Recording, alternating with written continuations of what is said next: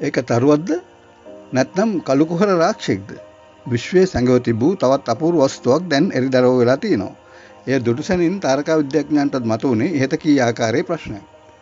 මහා පෙපරුවෙන් වසර මිලියන 100 ගණනකට පසුව උපත ලබා ඇති බව කියන මේ අරුමුණු වස්තුව කළු කුහරයක මැද ඇති විශාල රතු තිතක් වගේ පේන්නේ. විද්‍යාඥයන් කියන්නේ එය කළු කුහරයක සහ විශාල තාරකාවක මිශ්‍රණයක් බවයි. එය අපගේ මුළු සෞර ග්‍රහ මණ්ඩලයේ තරම් විශාල ප්‍රදේශයක් ආවරණය වන පරිදි විහිදෙන විශාල තාරකාවක් මෙන් දිස් වෙනවා.